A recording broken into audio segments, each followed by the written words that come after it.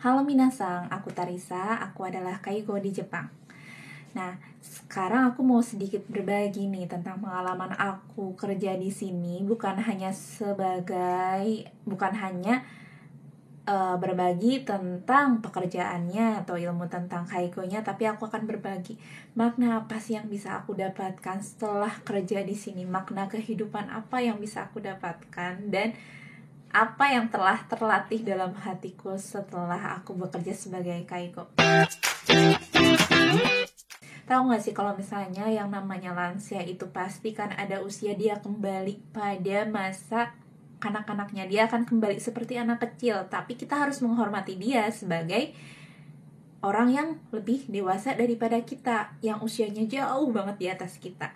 Nah, terus kalau misalnya dia lagi balik lagi nih jadi anak kecil, tahu kan mereka sikapnya itu seperti apa? Kayak misalnya tiba-tiba dia marah-marah, ngelempar barang, tiba-tiba nuduh, mencuri atau sebagainya. Pokoknya dia itu kebanyakan kayak penyakit-penyakit yang Alzheimer lah, penyakit pikun atau dan sebagainya. Terus kayak makan tiba-tiba terlempar makanannya entah kemana, lagi makan tiba-tiba dibalikin si piring dan sebagainya. Pokoknya itu kan menguras sekali emosi. Terus tiba-tiba nih ada suatu kejadian, dia itu menuduhku karena misalnya mengambil sesuatu atau barang dia, atau berantem juga gara-gara lampu, jadi dia mainin lampu terus. Terus di awal-awal memang aku kayak terpancing emosi. Cuman yang menyebalkannya itu menurutku, dia tuh setelah itu tuh beberapa waktu kemudian, bukan waktu lagi tapi kayak cuman 1 jam juga enggak, dia tiba-tiba lupa apa yang sudah dia lakukan terhadap saya. Tadinya saya udah kesal sekali kalau misalnya ngelihat dia tuh, nih jangan deket-deket lagi nih gitu kan, pas awal-awal nih, pas belum bisa mengelola emosi. Nah, terus si lansianya itu tiba-tiba beramah tamah lagi dong. Nah, udah kayak itu aku mikir kayak gini, lah udah balik lagi, ngeselin banget lah, gue sendiri yang ngerugi gitu kan, aku doang yang ingat itu. Terus kayak aku doang dong yang keselnya, rugi abis ya. Maksudnya dia aja udah lupa, lah kenapa aku harus ingat, aku yang penyakitan nantinya gitu kan. Nah, akhirnya setelah itu aku berpikir gak mau rugi sendiri nih, ya udah akhirnya aku ikutilah pola dia. Kalau misalnya saat itu kesal, aku hanare teru nih, agak jaga jarak dulu nih sama nih orang.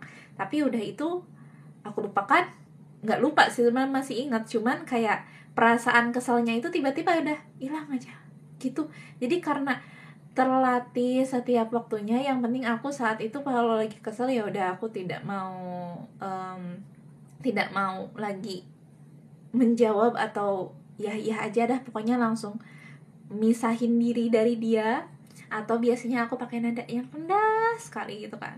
Nah, udah kayak gitu aku berpisah, abis itu aku balik, dan kayak emosi itu tuh, kayak perasaan kesal tuh kayak hilang aja. Jadi nggak ada keesokan harinya aku dendam nih atau sebagainya, itu nggak ada untuk sekarang. Jadi setelah berlatih lama-lama terbiasa dengan situasi itu, akhirnya sekarang tuh kayak yaudah, saat itu cuman beberapa waktu doang, perasaan itu hilang, keselnya hilang, ya udah biarkan.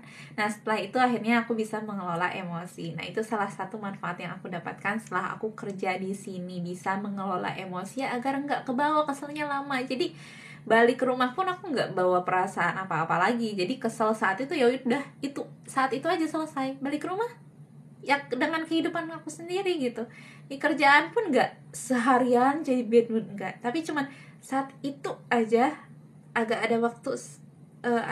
waktu yang ya jeda sedikit, setelah itu balik lagi ke normal gitu. Itulah salah satu manfaat aku sering berlatih. Jadi minasang yang sebagai kaigo pasti diuji kesabarannya, mudah-mudahan bisa mulai belajar untuk mengelola emosi supaya kalian gak rugi sendiri. Oke minasang, bye bye.